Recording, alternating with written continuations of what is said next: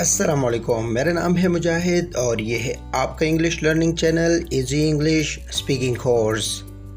किसी भी ज़ुबान में वोकैबुलरी की कितनी अहमियत है ये तकरीबन सभी जानते हैं। इसी बात को सामने रखते हुए हम सीखेंगे हर लेसन में 6 नए अल्फाज उनके तलफ़्फ़ुज़, मानी और जुमलों में इस्तेमाल के साथ। अगर आप अपनी वोकैबुलरी को बढ़ाना चाहते हैं तो इजी इंग्लिश को सब्सक्राइब कर लें, क्योंकि अब सब कुछ इजी है। तो चलिए शुरू करते हैं पहले लफ्ज़ से। तो आज का पहला लफ्ज़ है रॉब। लफ्ज़ रॉब ये वर्ब है, इसके मानी है छीनना या लूटना। मतलब ये है किसी शख्स से कोई चीज़ ज़बरदस्ती लेना।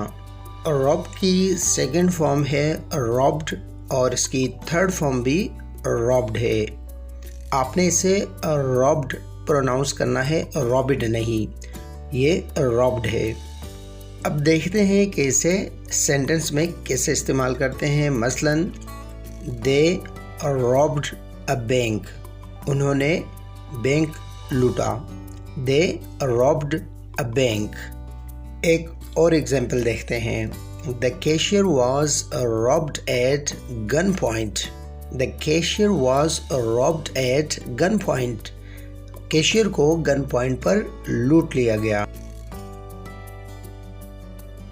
इजी वोकैबुलरी की लिस्ट नंबर 2 पर अगला लफ्ज़ है डिसोबे। डिसोबे डिसोबे के मानी है नाफरमानी करना या हुक्म न मानना। डिसोबे। डिसोबे की सेकंड फॉर्म है डिसोबेड और इसकी थर्ड फॉर्म भी डिसोबेड है। अब गौर कीजिएगा कि इसे हम सेंटेंस में कैसे इस्तेमाल करते हैं। You should not disobey your parents. तुम्हें अपने वालिदैन की नाफरमानी नहीं करनी चाहिए। You should not disobey your parents. Should के हवाले से मैं आपको मुख्तसर सा बता दूं कि इसमें एल साइलेंट है, यानी इसकी आवाज़ नहीं आएगी। इसे हम शुड प्रोनाउंस करेंगे और शुड नॉट का मतलब है नहीं करना चाहिए। जब हमें किसी को बताना हो कि ये काम तुम्हें नहीं करना चाहिए तो हम उसके लिए शुड नॉट इस्तेमाल करते हैं। मसलन मैं अगर आपसे कहता हूँ कि तुम्हें वहाँ नहीं जाना चाहिए तो इसके लिए मैं कहूँगा you should not go there. तो डिसोबे की पहली मिसाल थी you should not disobey your parents. तुम्हें अपने वालिदैन की नाफरमानी नहीं करनी चाहिए। इसकी दूसरी एग्जाम्पल है if you disobey you will be punished. If you disobey, अगर तुमने बात नहीं मानी तो यू विल बी पनिश्ड, तुम्हें सज़ा दी जाएगी। If you disobey you will be punished. Easy vocabulary की लिस्ट नंबर 3 पर जो अगला लफ्ज़ है वो है डिवोर्स। डिवोर्स। डिवोर्स की मीनिंग है तलाक देना। डिवोर्स। इसकी सेकंड फॉर्म डिवोर्स्ड है और इसकी थर्ड फॉर्म भी डिवोर्स्ड है। आप इसे इस तरह से अदा करें कि आखिर में डी के बजाय टी की आवाज़ आए। डिवोर्स्ड।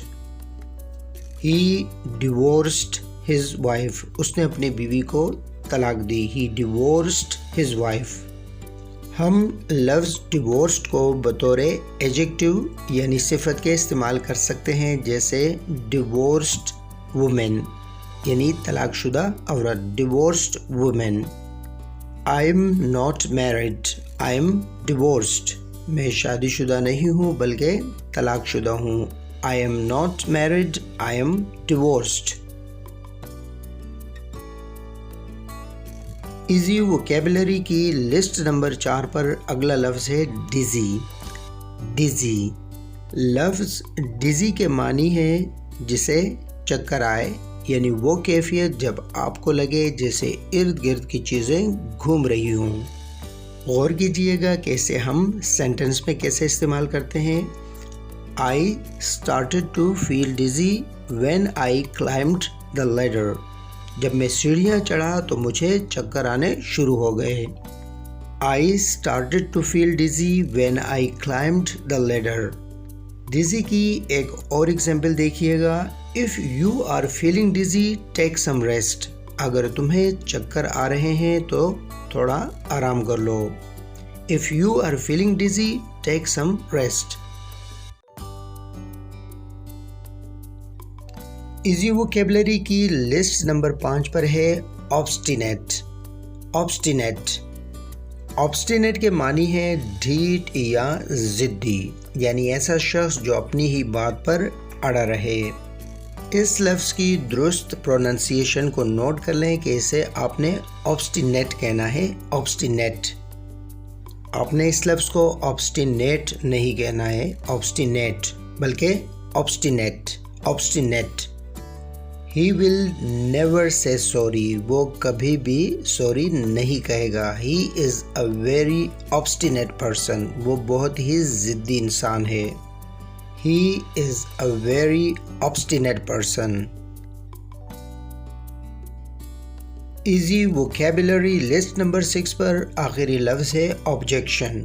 ऑब्जेक्शन ऑब्जेक्शन के मानी है एतराज़। एतराज़, जैसे I have no objection, मुझे कोई एतराज़ नहीं है। I have no objection। और अगर आपने कहना हो कि मुझे इस रिश्ते पर कोई एतराज़ नहीं है, तो हम इसे इंग्लिश में कहेंगे I have no objection to this proposal. I have no objection to this proposal, मुझे इस रिश्ते पर एतराज़ नहीं है। तो आपने ऑब्जेक्शन के साथ टू लगाना है, टू का इस्तेमाल करना है कि मुझे इस बात पर कोई एतराज़ नहीं है। जैसे मैं कहता हूँ कि मुझे इस मंसूबे पर कोई एतराज़ नहीं है, तो यहाँ भी मैं ऑब्जेक्शन के साथ टू लगाऊंगा, जैसे I have no objection to this plan। सिर्फ जानने से ही आप इंग्लिश नहीं सीख सकते, इसके लिए प्रैक्टिस भी बहुत ज़रूरी है। वीडियो पसंद आई तो लाइक कर दें। मिलेंगे आपसे नेक्स्ट वीडियो लेसन में, जब तक के लिए फ़ी अमानिल्लाह।